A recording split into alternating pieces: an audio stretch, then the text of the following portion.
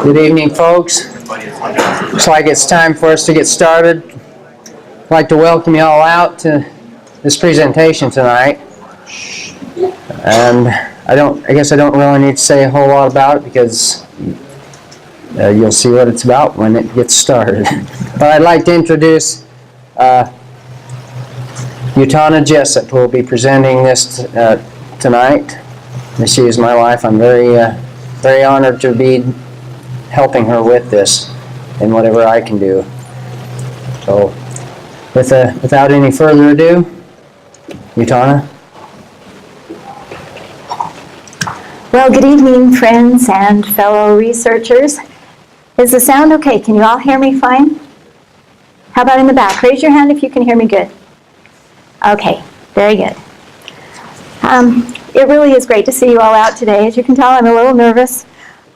I'm more at home sitting down there than I am up here. But just a little about myself. I'm a trustee with the Ancient Historical Research Foundation and an avid researcher of all things ancient. I just love it. I've lived in Utah most of my life and have fallen in love with the mysteries of history that seem to be in every corner of our state. The more I learn, the more I understand how much history has been lost and even deliberately hidden from us. Sometimes discovering the truth can be as difficult as it is exciting. But this afternoon, we're going to take a look at Brewer Cave, which is a controversial subject.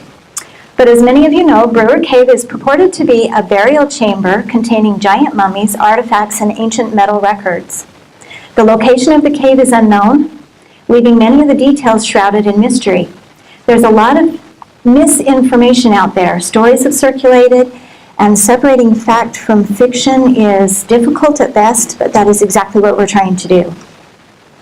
I'm not here to tell you that the story is true. I will share with you the facts that I have learned and some interesting correlations, but then it's up to you to decide for yourself. So we'll go ahead and get started here. Our story begins with George Keller. He's the adopted son of Jacob and Anna Keller. George grew up in Manti and spent a lot of time in the hills with Lone Eagle, his boyhood Indian friend. Lone Eagle showed George what he called the Cave of the Great Spirit. Lone Eagle's father had shown it to him when he was about 6 years old and explained to him that it was a sacred burial place protected by the spirit of a great Indian chief. The boys often played there. Now, as time went by, Lone Eagle moved away. George worked for many years on the Keller farm, often thinking of the cave that he'd visited in his youth. Later in life, Keller fell from his horse during a terrible snowstorm and lost all his fingers to frostbite. By the 1950s, he was an older gentleman doing childlike chores to provide for himself. He was honest and respected by many in the community when he crossed paths with John Brewer. Now, this is John Brewer and his wife Doris, the year that he found the cave. In 1955, Earl John Brewer was 22 years old, living in Moroni, Utah, and working at odd jobs to support his young wife and family. Intrigued by relics of the past, he often gathered arrowheads from the hills and valleys of San Pete. Hoping to display his collection in the county fair, he was making a beautiful Indian bust out of arrowheads when he realized that he didn't have enough arrowheads to finish the project, but he heard that George Keller knew of a place. So for a bottle of wine, Keller told John Brewer about a cave behind the temple. Brewer could not find it the first time that he looked, and he offered Keller another bottle of wine if he would take him there himself. They drove up the hill behind the temple. Keller parked his truck and pointed out an opening. Brewer found 30 arrowheads right off and returned to the truck a very happy man, commenting, "No wonder I couldn't find it. It wasn't on the temple hill at all, but the one in back of it." Well, thus began the adventure of a lifetime. Fortunately for us, John Brewer kept a journal. He wrote of his discoveries and often described the items that he found. He also spoke of going to the cave not only to dig, but to work, to study, and to think. It became his refuge, so to speak. The published portion of the journal is believed by some to have been fabricated, especially since Brewer himself said that no one had seen his journal. However, quoting Terry Carter, founder of the Ancient Historical Research Foundation, just like John Brewer's cave, his journal has also spawned great debate as to its authenticity.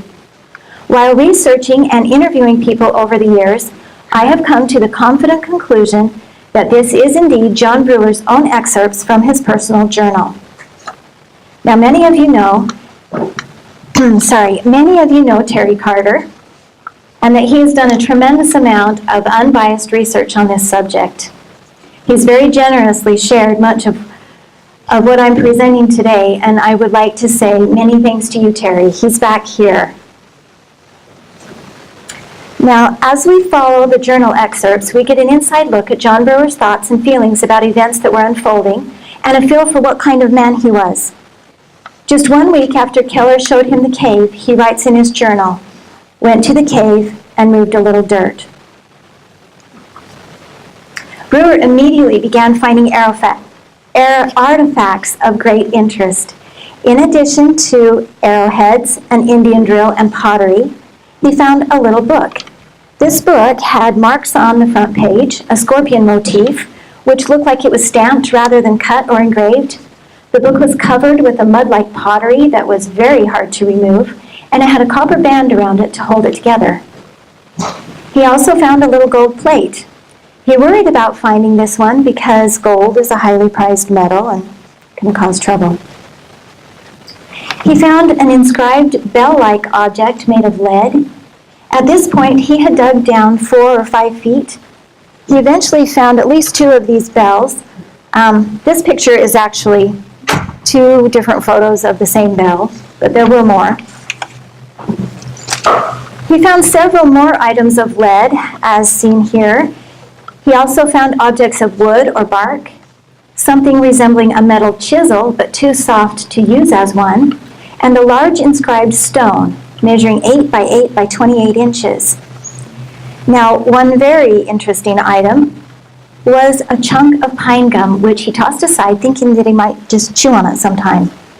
It was several months later when he decided to take it home and cut it open and see if there were bugs inside, similar to what you'd see in amber. Well, he didn't find any bugs, but he did find a rock with a map drawn on it, which had been preserved in the pine gum. He spent a lot of time trying to figure out that map. He bought a Utah map and cut it up into pieces about the size that he thought would match this map rock. Well, that didn't work. The size was all wrong. He tried to piece it back together, but in the end had to buy a new map. 4 months later, he thought he had it figured out. Thinking it was in northern Utah, he knew his old car wouldn't make it that far. So he had to wait until he could buy a new car, drive to the area, and then nothing matched up at all. Time to start all over again. It was another 4 years before he finally realized that it matched the Sanpete area. The map rock was described by Brewer's acquaintances as having a central location with little footprints that went out to other sites. It was marking burials and repositories. Now, reports vary as to how many locations were on the map, but supposedly 7 of them were in Sanpete. We know he found at least 2 other locations, one near Spring City and one across the valley near Wales, where he found inscribed stones. You can see the one up here on the right was broken when he struck it with a pick. And incidentally, his reading of the map rock was accurate within 15 feet of the target. Using compass skills that he learned in the Army, he located the first site. He dug a small circle where his lines crossed, and then circled out from there. By the time he had dug out from the original spot about 15 feet, he found the landmark and knew he had it right. Now, another site that was marked on the map was an ancient library, a large repository of records. The site should have been on the west side of the valley on a bald spot often called West Point. According to the map, it would be marked with a certain symbol. John Brewer spent a lot of time searching for that symbol, but was never able to find it. He decided that it was just not meant for him to find. Now, there are very interesting antiquities all across San Pete. We're going to take a look at several of them just to give you an idea of the diverse history of the area before we get back to the cave. Now, here are a few sites over on the west side of the valley. There are ancient structures, possibly possibly tombs, mounds, rock walls, stone floors, and more. A cement sample taken from under this stone floor was analyzed, and the report was very promising. Under the microscope, the sample appeared to be a prehistoric formation, a mortar that was mixed anciently, similar to the ancient Egyptian mortars. This Hebrew mound near Spring City was shown to me by my friends Dan and Jean Nielsen. The Strait family owns this man-made hill with sloped sides and a flat top. It was identified by Professor Lambert Dolphin as a Hebrew watchtower mound and is similar to those scattered across the Holy Land. It is rumored that Dr. Paul Chessman found 3 metal plates buried in this hill, and that scans have shown that an ancient rock wall lies just beneath the surface of the mound. I have not yet been able to verify that. According to an acquaintance of Brewer, the location of these panels was marked on the map. These are above the Manti Quarry on the northeast side of the Temple Hill. Up here on the left, upper left, is the ledges where the glyphs are, and then 2 photos of the actual glyphs. The glyphs seem to be a mixture of Ojibwa, Egyptian, Aztec, Mayan, Hebrew, and other cultural symbols. Some claim these glyphs are modern creations. Professor James Harris and others felt they were very old, possibly even more than 2,000 years. Now, on the lower left here is what some believe an ancient carved head of a serpent, similar to those found in Central America. Another interesting record on stone was the Mahantai panel, located in the same area. This may very well be all that's left of the panel. The Mahantai panel was translated in 1856 as, I, Mahantai, the second king of the Lamanites, in 5 valleys in the mountains, make this record in the 1200th year since we came out of Jerusalem. And I have 3 sons gone to the south country to live by hunting antelope and deer. Professor James Harris verifies this interpretation as a mixture of Egyptian and Utah Fremont. Along with that, Brigham Young told Warren Snow as they stood at a corner of the Manti Temple lot, here is the spot where the prophet Moroni stood and dedicated this piece of land for a temple site, and that is the reason why the location is made here. We can't move it from this spot. And here we have some interesting anomalies. The old stone quarry up Manti Canyon had all the signs of having been used anciently for extensive building projects. While working at the quarry, William Potter turned over a large stone that had been half buried in the earth to discover that the underside had been sculpted with several figures of heads resembling those found on ancient Greek temples. Orson Pratt believed that one of the figures was a representation of Zeus, and that the 2 main sculptures were in every way identical to those found on the cornices and columns of ancient Greek temples, such as the great Temple of Athena at the Acropolis. Sophus E. Jensen saw ancient inscriptions at the stone quarry in Manti Canyon that were identical to the inscriptions on Temple Hill. An early settler and temple worker, Pete Nielsen, claimed that a foundation stone had been excavated from a cavern beneath the temple and contained inscriptions which looked to him to be Greek letters. He said that it could still be seen by accessing the temple basement. Adelia Cox Sidwell reminisces, as kids, can somebody get the door? As kids, we used to play on the south side of Temple Hill, up near the top where the big rock protruded with the strange old writing on it. Isaac Morley climbed the south slope to examine the large stones worked by human hands, thought to be the remains of the foundation of an ancient temple that once stood on top of that sacred mound. He made copies of the several stone inscriptions, compared them to the books, and found 17 likenesses, 14 unidentified, and 7 others unintelligible. Now, I hiked all along the crest of the hill from the south slope, but there doesn't seem to be any inscriptions left. Early history of Manti tells us Chief Walkera of the Sanpete Utes recounted that the Old Ones had built a stone altar with strange carvings on its base at the crest of the sacred hill where the Manti Temple now resides. It was disassembled by the Spaniards in search of gold and riches. Early settlers could still see the remains. When Brother Gifford accidentally split open one of the stones, he found it to be hollow and said it appeared to be an ancient repository of records. It seems that many cultures have contributed to the historical remains of the Sanpete Valley.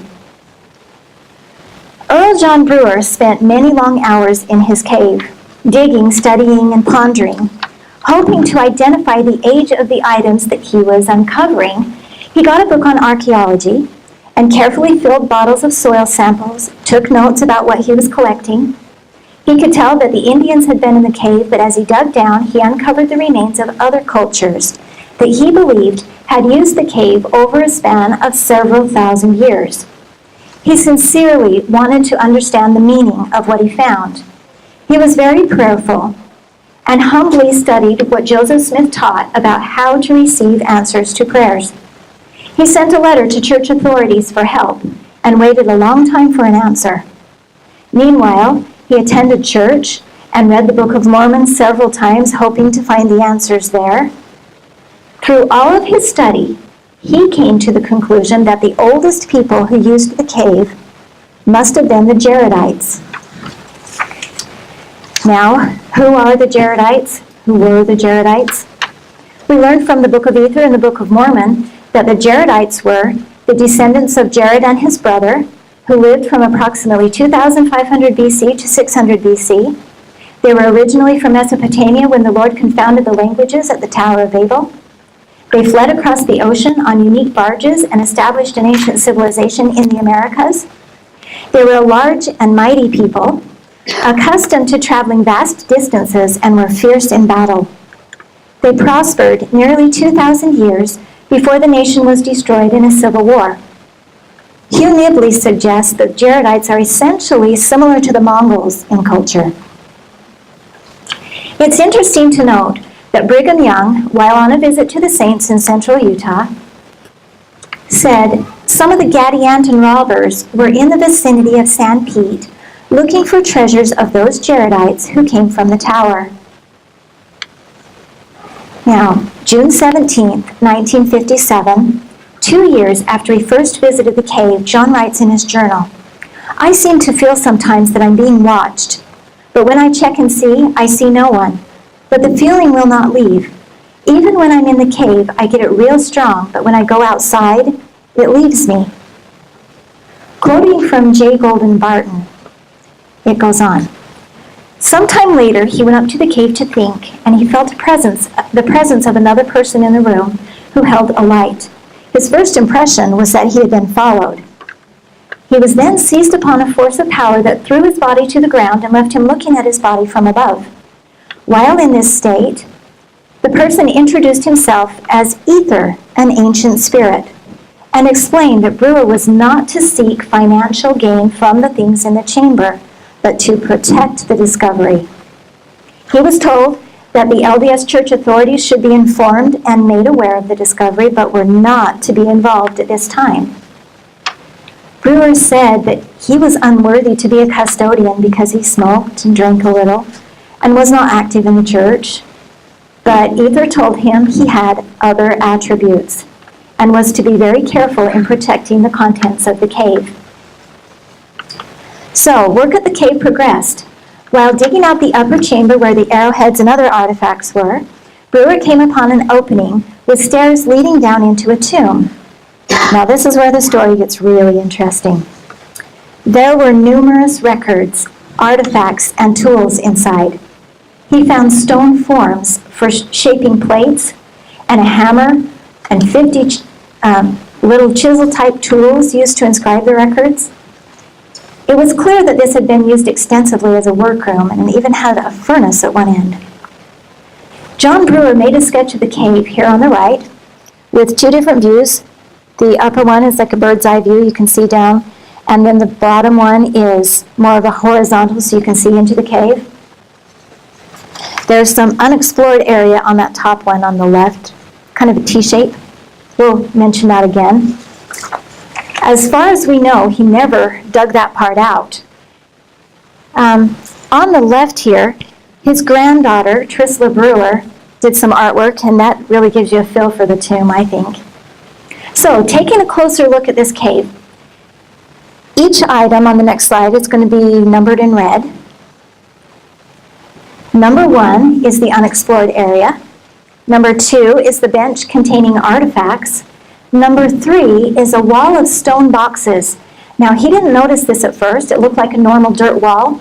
But at some point, water had been in the tomb and had washed some of the mud away, exposing some bark.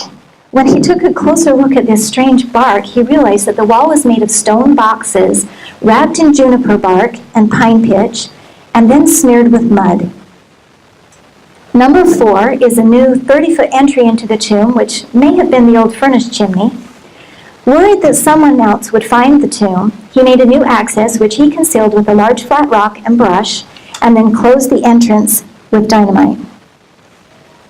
Number 5, the stairs leading from the upper chamber down to the tomb. Number 6, bottomless pit and natural death trap. This was probably covered with sticks and dirt of some sort at one time so that it would not be visible. Number 7, safe passage around that last step. For those who didn't know about the tomb, this would be a safe way in and out, bypassing the death trap. But if you didn't know and you went straight down in, you would surely fall to your death.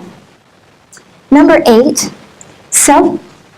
that was a shelf containing dust, painted pottery, and a detailed copper bracelet in the design of a rattlesnake. It kind of coiled around the arm. He mentioned that it looked like something a woman would wear, and that possibly the eyes had jewels in them at one point. Number 9 is a wooden bench made and used by John Brewer while working on the maps. Remember, I mentioned the work that he spent on the map. Sitting on top of this bench is a small box where he put his diary and records. Number 10 is a box with a metal cover containing John Brewer's prized artifacts. He put them here after recording where they were found. Number 11 is a box containing the Spanish armor he found on the west side of the valley. Number 12, he made another amazing discovery. 2 stone sarcophagi containing very large mummified bodies stacked one above the other. Unable to take photos of the bodies, he drew sketches. I've been told it was actually his son, John, who was the artist, but I can't confirm that. I want you to see these mummies. We're going to talk about them in a few minutes, but you had to at least have a sneak peek. Okay, these are photos of the general area where Brewer's Cave should be found. Lone Eagle, George Keller, and John Brewer were not the only ones to roam these hills and explore caverns. Maud Cox, an elderly woman whose family had owned high ground to the north of the temple and near the Keller farm. As a little girl, she had heard her family speak of the discovery of a cave or tomb that required a ladder to gain entrance. There was a long, narrow passage that led to a chamber where artifacts and a burial site were located.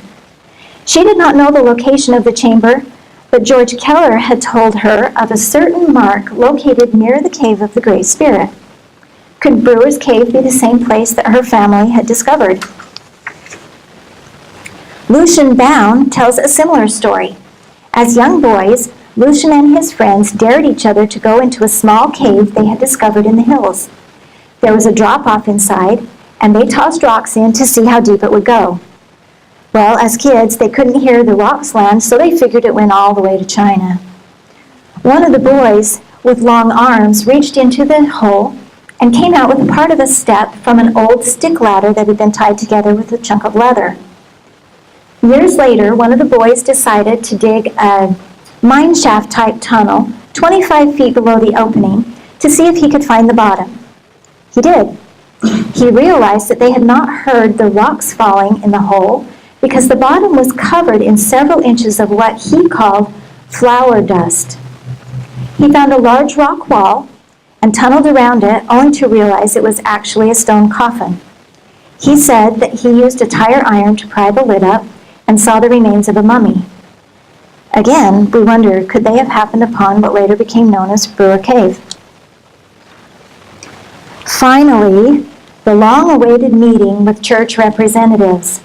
March 1st, 1974, Dr. Paul Chessman of the Department of Religion at BYU, his wife Millie, Mark E. Peterson of the Quorum of the 12, J. Golden Barton, and Wayne Hamby met with John Brewer and his son at the home of Bishop Merlin Nielsen to discuss the Brewer Cave. Brewer had waited many years and was eager to tell them the story of the cave, the stone boxes, the records, and the giant mummified remains. The group listened intently.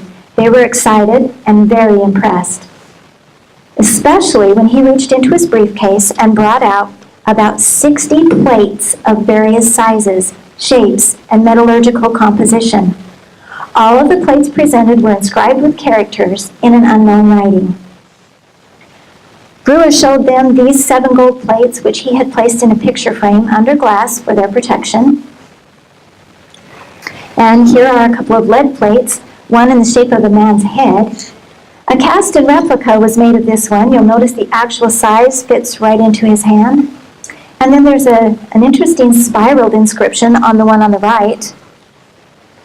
Lucian Bown handled these plates when he was asked to photograph them, and he commented that the lead plates were so soft they would mold right to your hand. Now, I'm not sure the composition of all of these different ones, but Lucian also mentioned that some of the brass plates were so sharp that they would cut your fingers, and so brittle that if you dropped them, he thought they would shatter like glass. Now, those men at the meeting were all united in the opinion that Brewer was most likely telling the truth. A little reluctantly, Brewer agreed to take Dr. Paul Chessman to the tomb as soon as the snow melted. Then, an archaeological team from BYU would follow up with the necessary evaluation, but sadly, this never happened. Chessman was a large man, and Brewer would have to widen the narrow access tunnel to get him in. He was working on that, even putting carpet in the bottom because he didn't feel that Chessman should have to scoot along in the dirt. But then the tunnel ceiling caved in. Many personal problems further delayed the plan. Controversy began to swirl. He had shown some of the artifacts to priesthood quorums, school children, friends, and neighbors. The stories and artifacts were attracting ill-intentioned people. Items were being stolen from him. He soon began to fear for his life and the lives of his family. He became the subject of critical newspaper articles. Dr. Jesse Jennings and Dr. Ray Matheny were very critical of him and suggested he was a fraud. Understandably, Brewer was embarrassed and felt betrayed. BYU, University of Utah, and Dr. Paul Chessman had all obtained artifacts from Brewer. The artifacts pictured on the left here are described in the middle a little bit, with the results on the right. Now, I'm not going to read this. I'm just going to paraphrase a bit. It was determined that all of the inscriptions were sharp and clear, therefore interpreted to be modern. The one on top had metal residue in the grooves of the inscription, suggesting that a soft nail or pocket knife had been used to make the inscription. The second one down had no trace of metal, suggesting to them a dental pick or other hard object was used.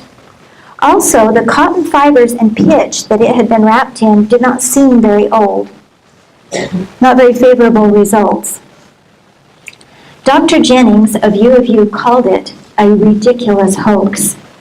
But in all fairness, he had his mind made up that the entire story was concocted before he ever saw the artifacts. Dr. Matheny of BYU felt that the inscriptions were too sharp and clear to be ancient and said it was a clumsy attempt at fraud. Dr. Chessman was the only one to speak positively, and he maintained that they could be real. Cryptologist Dr. William Adams with BYU took a look at the linguistics. He states, "I found so few clusterings that from a language point of view, I am forced to conclude that instead of meaningful script, the work was a haphazard scratchings of a forger." Sadly, the inscriptions were dismissed simply because the cryptologist could not read them. Now, all of these men went to a luncheon at the Winch home. The table was set with napkins, printed with registered cattle brands in honor of Mrs. Winch's late husband, who was a cattleman. When the cryptologist opened his napkin, he was dumbfounded. He saw what he thought were the very same characters from the tablet he had examined. He was convinced that Brewer's inscriptions had been copied from the local brands.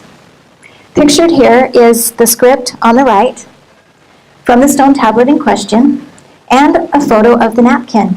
A close look at this napkin shows that these brands are far from local. They extend the entire length of Utah. Would Brewer really be familiar with brands from Randolph to St. George? Furthermore, the brands are, of course, variations of letters and symbols. Understandably, they will resemble characters from many languages. We do know, however, that there was some fraud. Brewer actually admitted to participating in the manufacture of items, particularly lead. His way of showing people what he had found without taking the chance on losing the originals. It was also an effective way to test the integrity of others. If he loaned someone a plate and they never gave it back, he knew they could not be trusted. We should also consider it would have been relatively easy to use the stone forms from the cave to cast lead copies of the plates. Now up here on the right is the so-called gold plate. It was subjected to X-ray spectrograph analysis. The plate was not gold at all. It is brass consistent with the cartridge of a rifle bullet. Now I don't know if this next one is fraudulent or coincidental, but that sure looks like Snoopy to me. Now, Brewer was unable to get photos inside the cave, as I've mentioned. He removed plates and other items, and Bishop Merlin Nielsen covered the cost to have them photographed by Lucian Bown, who was a professional photographer for the church. Again, quoting J. Golden Barton, when he had completed his work, he mailed President David O. McKay a complete collection of the photographs. In return, he received a letter from the president of the LDS Church asking him to seal the negatives, which he claims to have honored to this day. Only Brewer has copies of the photographs. There were, however, two men posing as university officials who purchased copies of the prints. They weren't. They paid with a check, which did not clear, and Brewer never saw them again. By this time, Brewer was very disappointed and determined to have no further contact with BYU. He retained a respect for Dr. Chessman, but avoided contact with both church and university officials. Brewer's admission of fraud was understandably a setback for Chessman, Barton, and their associates, but they continued to support him in his efforts for many years. It is notable that other tombs and treasures were discovered in the surrounding area, particularly during the 1970s. Pictured here is an empty tomb south of Manti, believed by some to have been Brewer Cave. Recently, a friend of mine shares this story. While serving in the South San Pete Stake in 1974, a bishop was called to meet at the Manti Temple one evening. The bishops and stake presidency were taken to a corner of the temple lot where a chain link fence was being installed. One of the workers had tried to put in a fence post where a hole in the ground had given way. He noticed unnaturally stacked stones nearby and upon investigating, discovered an entrance to a cavern with steps leading down. The chamber contained the remains of a man and woman and many records upon tablets. The bishops and stake presidency spent the night removing the contents of the cavern, which were later taken to Salt Lake, and a capstone was put over the entrance to the tomb. They were told never to talk about it, but this man said that he was no longer affiliated with the church, and most of those who had been there had passed away. He felt that it was time that someone else knew about it. We went out to the area, and sure enough, there are some shaped and stacked stones, as well as scattered debris at the site, matching the description. So this is what the spot looks like today, if it's the right spot. We have another eyewitness account by a man named Jason Stevens. Jason Stevens was working up on Chicken Creek near Wales several years ago when a man came into camp claiming that someone he knew had found 2 mummified giant bodies up there all decked out. This man had been up all night looking for the tomb. Well, Jason thought it was a lie and said so. But the next week, the man was up there again, and this time he showed Jason a huge breastplate from the tomb that must have weighed 65 to 70 pounds. He mentioned a sword, but only showed Jason the breastplate. Now, the tablet in the photo here is purported to have been found on Chicken Creek, but I've not been able to verify that. It's still interesting to see. As we've seen, similar burials have been discovered, but now it's time to go back to Brewer Cave. As I mentioned, the remarkable mummified remains were each lying in a stone sarcophagus. After prying off the lid, Brewer did not disturb them, but pulled down the straw-like cloth to take a look. There were 3 blankets coated with resin lying on top of them, and there was very little dust inside the boxes. This is more artwork by Trisla Brewer, John Brewer's granddaughter. The male had red hair, was approximately 9'2", and was 3 or 4 feet across the shoulders. The female was approximately 8 feet 10 inches, had blonde hair that remained intact when touched. The skin was still attached, was soft, almost moist, and felt like tanned leather. They seemed to be about 40 or 50 years old at the time of death, and each had an elaborate golden crown and breastplate. The remains seemed well preserved, and the only thing that crumbled was the feathers, presumably upon the female's crown. Relatively few alive today are aware that a giant red-haired people once roamed this land. Knowledge of them has been suppressed. However, Native Americans have known the legends for centuries and use various names for the giant people. A few of them are listed here. I'll go through them kind of fast. The Sitika were red-haired cannibalistic giants who plagued the ancestors of the Paiutes until they annihilated them. You may have heard the story of Lovelock Cave. The Alagui were a giant race of mound builders encountered by the Lenni Lenape and others. These giant people were living east of the Mississippi, building forts and entrenchments. The Starnake, the Navajo described them as a regal race of white giants endowed with mining technology who dominated the West. The Nahulo were described by the Comanches as a rich and powerful race of white giants 10 feet tall who built mound cities and were wiped out by the Great Spirit for their pride and lack of mercy. Now these are all reminiscent of the Adena, one of 2 groups of mound builders known for their great earthworks in the eastern United States. They lived approximately 2000 BC to 600 BC. All of these descriptions bear a striking resemblance to the culture of the Jaredites of the Book of Mormon, which I mentioned earlier. And remember, the Jaredites ultimately destroyed themselves in a civil war. Here's a quote from John L. Sorensen. Ether writes of the annihilation of his people, but this was not necessarily an extermination of the entire population. One may assume that many of the commoners were not in the 2 armies and thus survived after these wars, since explicit features of Jaredite culture were later evident in the Nephite culture. Critics of the Book of Mormon record have listed many items attributed to Book of Mormon cultures that seemingly do not exist in the archaeological records.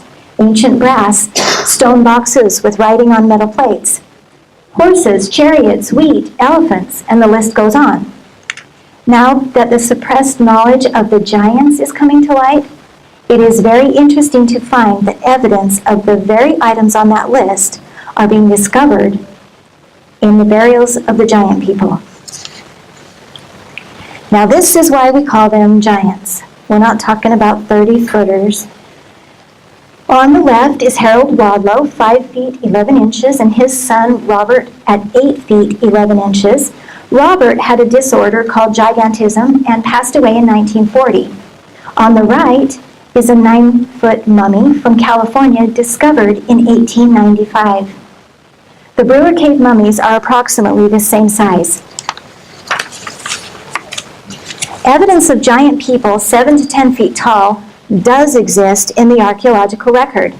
Literally thousands of skeletal remains of a fair-skinned race of giants has been documented clear across America. In the state of Utah, we know of remains in Salt Lake, Payson, Manti, Moab, Kanab, and others. These giants often, but not always, had red hair, enormous jaws, double rows of teeth, 6 fingers, 6 toes, and very large heads. I recently acquired these photos from my friend Dan Lowe. This is a 9-foot Mongolian-type male and an 8-foot red-haired woman.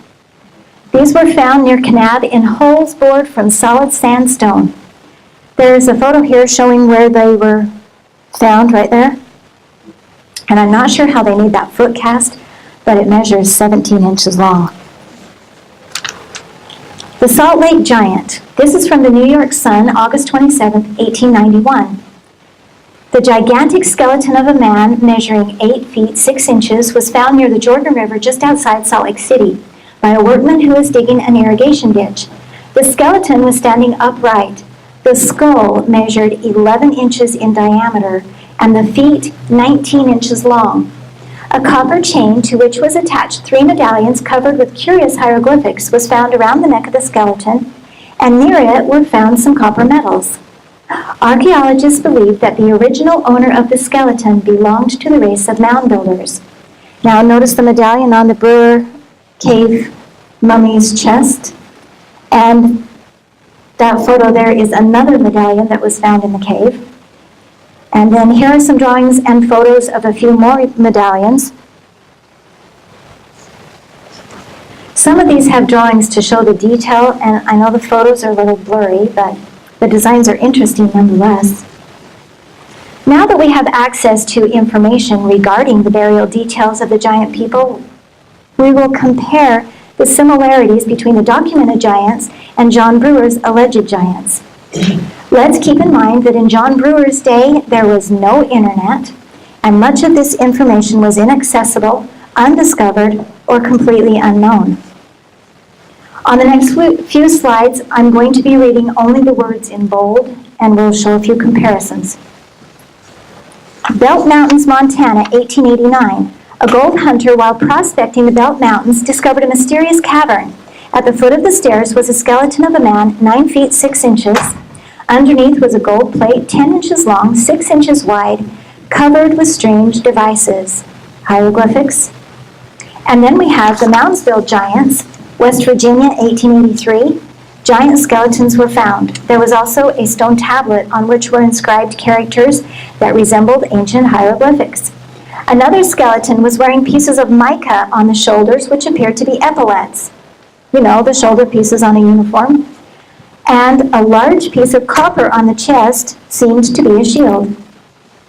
As you can see, the Brewer Cave mummy had a sword, shield, and breastplate, and something that resembles epaulets.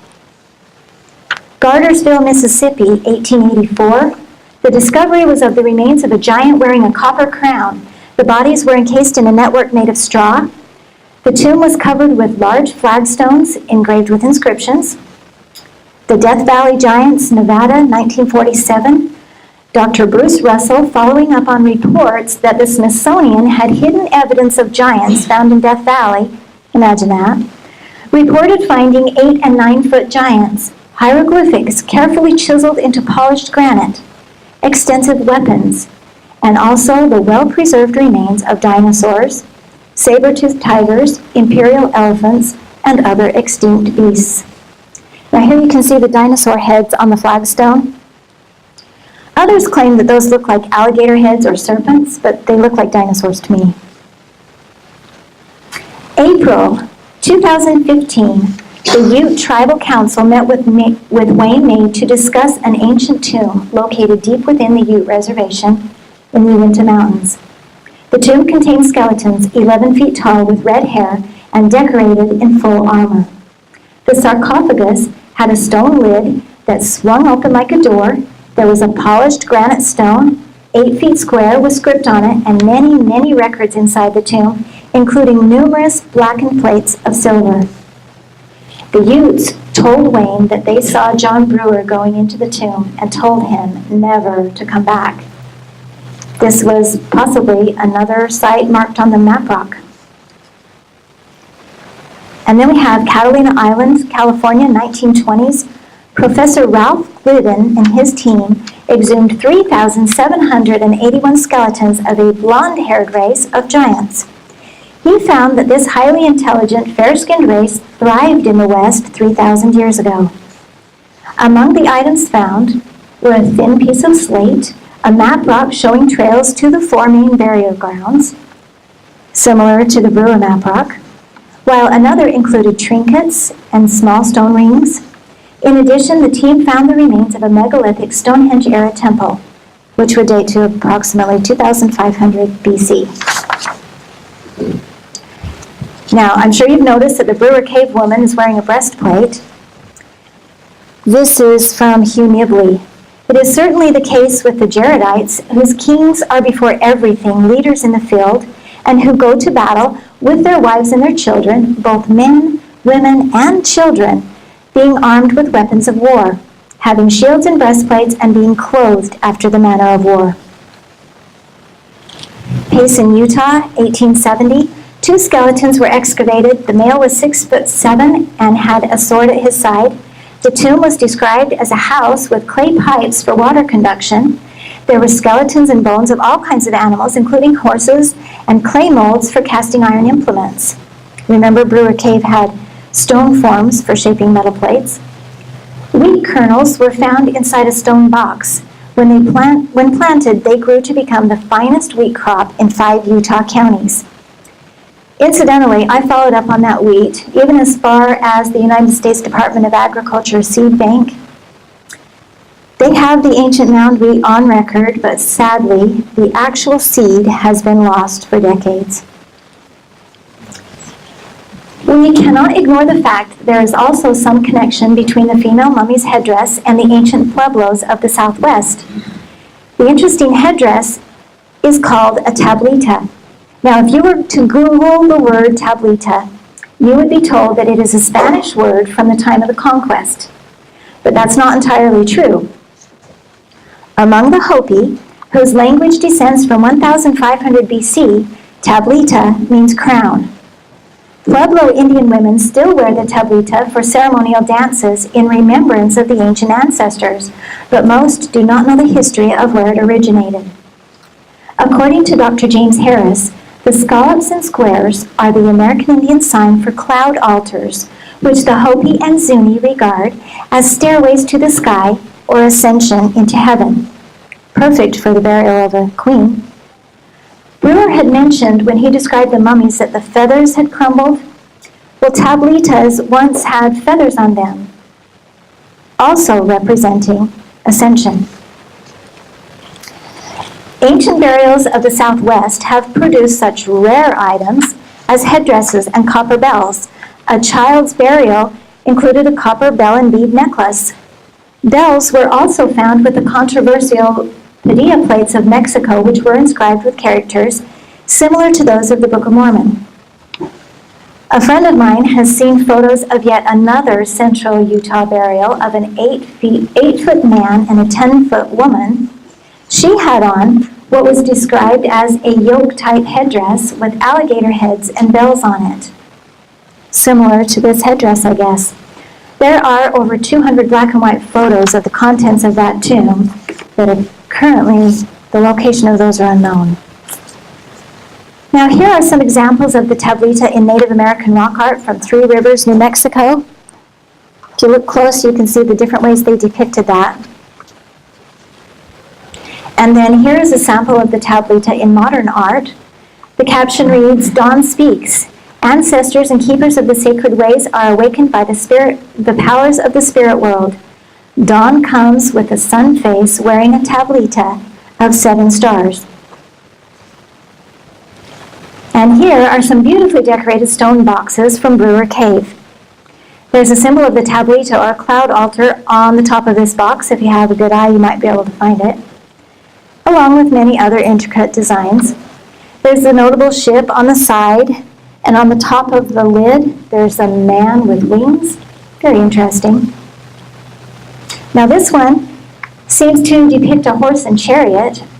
along with other strange markings. You'll notice that this particular box has 2 compartments. Now, several years ago, a similar box was unearthed in the Manti area. A woman hiking up a ravine after a flash flood noticed a square corner sticking out of the ground under a sagebrush. Upon investigating, she discovered a red stone box with intricate designs on it that definitely looked very ancient. It had several compartments, similar to a jewelry box. A geologist claimed that the red stone came from Wisconsin. Now, those who have seen the box and spoken with the woman can't remember her name or the type of stone, only that she moved to Richfield. So I'm telling you this because if anyone has more information about that, I'd really love to track it down. This stone box is wrapped with juniper bark and pitch to make it waterproof. You'll notice it just has one small compartment, but it also has inscribed metal plates inside. Now, the academic community may say that there is no ancient writing on metal plates in North America, but we know that there is. In addition to the Book of Mormon, we know of records of the Creek and Shawnee, the controversial Kimberlite plates, records of the Ojibwa, Navajo records, the Belt Mountain plate, the Brewer Cave plates, possibly the Padilla plates of Mexico, the Michigan tablets, and many more. I'll give you a little more detail on some of these. Now on this slide, the plates pictured are from Brewer Cave, but we're going to talk about the Creek and Shawnee have 2 brazen tablets and 5 of copper, which they say were given to them by God. The tablets resemble breastplates or shields of ancient soldiers with writing on them, which many describe as Hebrew. They once had many more inscribed plates, but they have buried them up with notable men. Navajo records.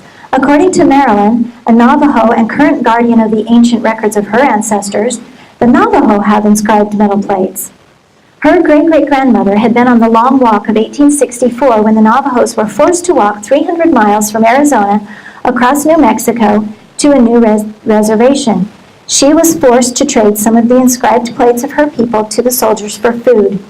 The rest were passed down to Marilyn's grandmother and then to her. Navajo records are passed from the grandmother to the youngest granddaughter. Before Marilyn's grandmother passed away, Marilyn being the youngest granddaughter, the grandmother told her that there was an envelope hidden under the windowsill for her eyes only.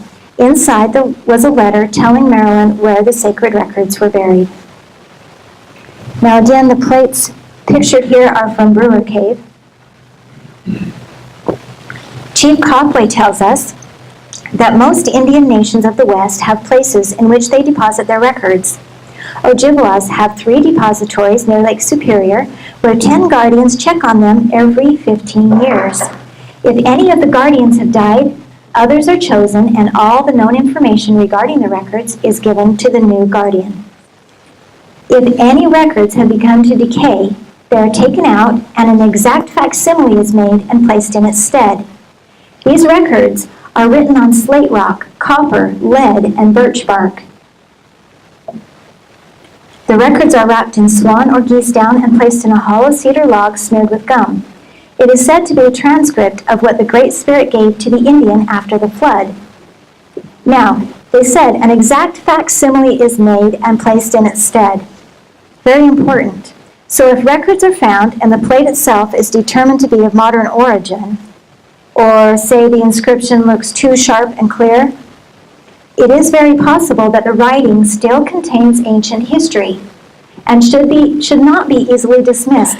The Brewer Cave plates deserve another look. A Canadian Indian, guardian of his tribe's ancient records by right of ancestry, saw the Brewer plates and claimed that he could read them, as the knowledge had been passed down to him through the generations. Brewer, in order to test the man's ability to understand the writing, secretly took random plates from various boxes and put them together for him to read. If the Indian read easily from one to another, Brewer would know the man was lying. Well, the Indian looked through them and commented how strange it was that they did not go together. One was a history, another spoke of burial practices, another of metals and chemistry, and so on. Brewer was so impressed with his ability to read the records that he gave the man a box of plates to keep.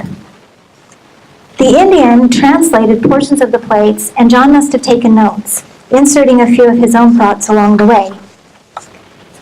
Pictured here are some of the notes in Brewer's own handwriting.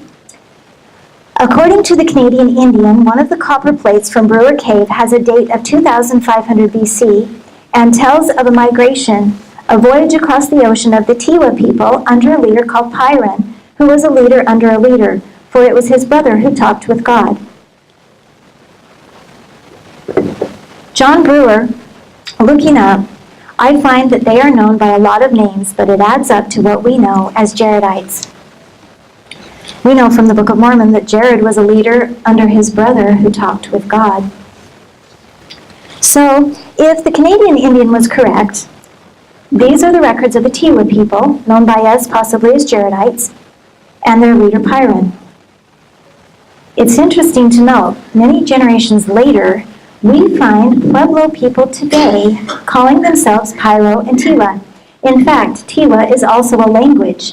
Epicurus Pueblo says, Tiwa, the mother tongue, is not an Indian language, it's an ancient tongue, constructed according to vibratory levels of Mother Nature. According to the ancients, the Creator created different languages, each with specific resonating qualities. The Native American tribes of Pyro and Tiwa can both trace their ancestry back to the Jaredite era. Ahobi Tiwa says, my ancestors had white skins, but because of evil things that happened, we lost all that. Now this is really interesting because the Jaredites were the only people that we know of who kept the Adamic language, the mother tongue, from the time of the Tower of Babel and the confusion of tongues. They brought it with them here. Now, notice the likeness of this plate seems to refer to the female mummy. The Indians said that the records from the cave spoke of battles and a war that devastated the nation. The few survivors carried records with them which they secreted away in various places in the southwest. These were written in order of importance on gold, copper, brass, stone, and clay. Some of the records chronicled the life history of the deceased. These were always left with the body. And on this one, notice the inscription from the male mummy's flagstone is here on this plate. Is it possible that the writing on the plate speaks of the man who's buried here? Quoting from the notes of the Canadian, some plates told of history ranging from as far back as Adam up to the time of the man who was buried there.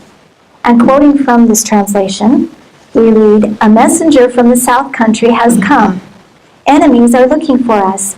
Records are to be gathered and packed. We shall take them with us. Some are to be buried with our old leader, Light, for they are his life and deeds. Now, I recently came across a surprising reference to Light Indians. I was actually looking up the origin of the names of the Utah counties when I discovered that the name Wasatch is a Light Indian word meaning mountain pass. I got searching around on the internet and can find no other reference to the Light Indians, yet one has to wonder if it's his descendants that call themselves by his name. Now, this stone box was given to Paul Chessman, still sealed, with the juniper bark and pitch to keep out the moisture. When opened, there were 6 plates inside, including the 2 we previously viewed pertaining to the history of the mummies. These are various photos of the 6 plates from the stone box. Up to this point, there were more questions than answers in the saga of Brewer's Cave. Finally, in 2005, the Ancient Historical Research Foundation took a sample of the juniper bark from this box for testing. The test was run 10 times to be sure that the results were accurate. 10 times, they obtained these results. Dr. Stephen Jones, physics professor at BYU, reports, with a radiocarbon age of 5 BC to 390 BC, the Brewer bark sample is thus scientifically demonstrated to be very old. The Brewer findings, if further verified, could force archaeologists to rewrite currently accepted history of the area. The bark used to cover the stone box in question is indeed ancient. It would be highly desirable to reopen the cave where the box was found, with certified archaeologists present. Now, my friend Larry Liston owns this bark and was kind enough to let us bring it today. It's up here on the table. If you'd like to take a look at it afterwards, you're welcome to. So, in order to reopen the cave with an archaeologist present, it must be relocated. John Brewer, remember, covered it over and hid it well. As mentioned before, he used dynamite to close the main entrance and entered through a small hole which he concealed with a large stone and brush. He said that he did not show the cave to anyone except his son, who died young. Many have searched for it, but the exact location has remained a mystery. Terry Carter has researched this subject for nearly 25 years, conducting interviews, compiling and retaining pertinent information. He has deciphered the clues regarding the location of Brewer Cave, combed the hills, and located a site in the area that matches the description, including the mark revealed to Maud Cox by George Keller identifying the cave. An electromagnetic field test of the site reveals 3 voids in the target area, suggesting the possibility of a third chamber unknown to John Brewer. Further scans have revealed the square corners, which you see in the upper right photo up there. Inside a small chamber, Terry uncovered the remains of items John Brewer was known to have used in the cave: candles, tools, blasting caps, dynamite, and even carpet. Remember the item he was using to prepare for Paul Chessman's visit when the ceiling collapsed? So the next step is to locate Brewer's small entrance, hopefully providing safe passage into the burial chamber to identify positively if it is indeed Brewer's Cave and the resting place of the ancient records and giant mummies. As more information is brought to light, Brewer Cave may yet be proven to contain remains of a highly intelligent race of giants, as well as a record of their marvelous civilization. One more exciting piece of information. This little ring was lying next to the female mummy. You can see it here in the drawing. An authentication report was done on this. The evidence strongly suggests a manufacturing date older than 1200 BC. So John Brewer's claims are certainly plausible. Giants did roam this land of America. Tombs, skeletons, and artifacts have been located, and archaeological records verify them all across the nation. Metal records are not unknown in North America. Native histories, eyewitnesses, and tangible plates verify their existence. Unreadable script and modern-looking inscriptions do not diminish the possibility of ancient, authentic history inscribed on metal plates. Items discovered by John Brewer have been scientifically proven to be at least 2,000 years old. Now, I like to end with a scripture. Moroni gives this account. I do not write these things which transpired from the days of Adam until the great tower, but they are had upon the plates, and whoso findeth them will have power that he may get the full account. So it makes me question, what all did John Brewer find? And how much did he really know? Here's one final word from John Brewer himself. I don't expect anybody to believe me, and I'm not worried either, because I know what I've got. So, thank you all for coming today.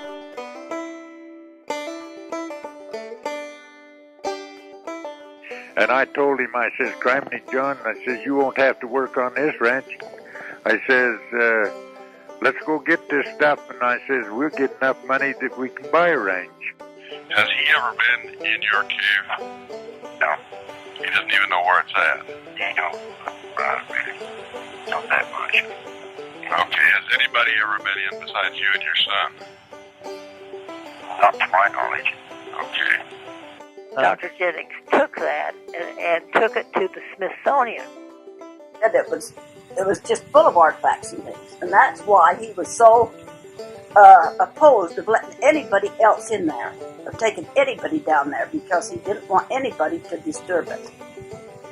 And he said if he could get it into the right hands, the right people, and that's why he went to the BYU, wanted them to help him. But they didn't do anything.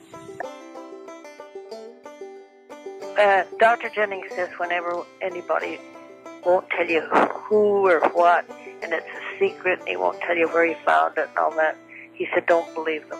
That's when it's fraudulent. And there were 2 sarcophagi, the large ones, which eventually he and his son unlidded and found the 2 mummies, the male and the female, with the headdresses. Well, he told me that he feared for his life and his family's life. My husband said to John Brewer, "Now you're in the presence of an apostle of the Lord. And is your story true?" And he said yes. He first found it from the smoke overhead on a kind of an archway of rock. A lot of soot right in here. A lot of blackness. Huh, that's cool to have soot on the archway. Hey, we might be able to do a radiocarbon dating on that soot, by the way. That'd give us some information. Support rod. Look, now that looks like green rock there, which is interesting. That's not just the light. You're hitting, and there's fibrous material, that's woody stuff. Back up. There's an opening. Okay, forward there. Oh, there's 2 openings. There's one there and there there's is one 2. above it. Yeah, there are 2 openings. Looks like cut stone right there. That looks like very square stone. Look at that. We may have found the steps, Terry. Look, see if you can keep going there, Terry. What he did then was caused an avalanche to cover up the entrance, and then he drilled, whatever, a hole about 18 to 20 some odd inches in diameter down from the top straight down to the entrance where he had closed it up. And so he ended back up in the same place where he was, only it was hidden pretty well from then on.